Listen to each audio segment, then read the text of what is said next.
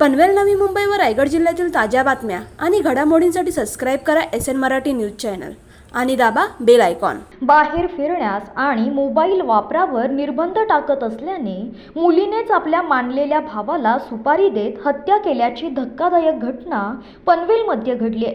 प्रिया नाईक असे मृत महिलेचे नाव असून त्यांची गळा आवळून हत्या करण्यात आली आहे। प्रिया यांची मुलगी प्रणिता ही विवाहित असून मागील 2 वर्षापासून पतीसोबत पटत नसल्याने ती आईकडेच राहत होती। यावेळी बाहेर फिरण्यावर आणि मोबाईल वापरावर आईने निर्बंध आणल्याने यातून सुटका मिळविण्यासाठी तिने आपल्या मानलेला भाऊ विवेक पाटील याला 10 लाख रुपयांची सुपारी दिली होती। विवेकने आपला मित्र निशांतच्या मदतीने प्रिया यांची हत्या केली। या प्रकरणी पनवेल शहर पोलीस ठाण्यात अज्ञात इसमाविरोधात हत्येचा गुन्हा दाखल करण्यात आला होता। पोलीस तपासात विवेक आणि निशांत यांना ताब्यात घेतले असता ही धक्कादायक माहिती समोर आली आहे। या प्रकरणी मुलगी प्रणिता, विवेक पाटील आणि निशांत पांडे या तिघांना पनवेल शहर पोलिसांनी अटक केली असून अधिक तपास करण्यात येतोय। दिनांक 13 तारखेला माणिकनगर नावाची सोसायटी आहे पनवेल शहर पोलीस स्टेशनच्या हद्दीत। तिथं एका फ्लॅटमध्ये एका महिलेचा, तिचं नाव प्रिया नाईक आहे, मृतदेह संशयास्पद स्थितीत आम्हाला आढळून आला। मग त्या प्रकरणात आम्ही अकस्मात मृत्यू दाखल केला। दुसऱ्या दिवशी जेव्हा तिच्या मृतदेहाचं शवविच्छेदन करण्यात आलं तेव्हा असं निदर्शनास आलं की कोणीतरी तिचा गळा आवळून खून केलेला होता। त्यामुळे आम्ही सदर प्रकरणात 14 तारखेलाच खुनाचा गुन्हा दाखल केला। गुन्ह्याचं गांभीर्य ओळखून याचा तपास आम्ही पनवेल शहर पोलीस स्टेशनचे वरिष्ठ पोलीस निरीक्षक ठाकरे साहेबांकडे दिला।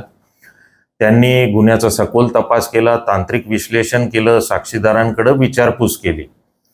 त्यावरून असं निष्पन्न झालं की ही जी महिला आहे, तिची मुलगी प्रणाली नाईक, हिने तिचे जे साथीदार आहे 2 विवेक पाटील आणि विशाल पांडे यांच्यासह आईच्या खुनाचा कट रचला आणि त्या कट रचल्यावरून 13 तारखेला हा विवेक पाटील, विशाल पांडे हे मैताच्या घरी गेले आणि त्यांनी तिच्याच ओढणीने गळा आवळून खून केला।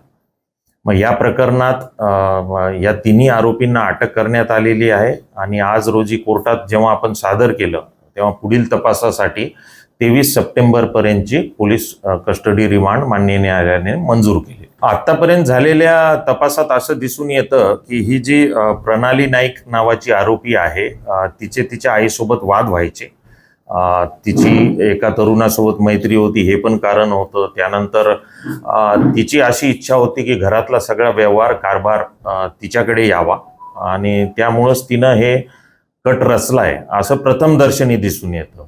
तरी पण आता पोलीस कस्टडी रिमांडमध्ये आणखी काही उद्देश होता का याबाबत आम्ही सखोल तपास करणार आहोत। तिने कट रचलेला होता, या दोघांना तिनेच सांगितलं होतं की खून करायचा आहे आणि त्या बदल्यात तिने काही पैसे सुद्धा कबूल केलेले होते।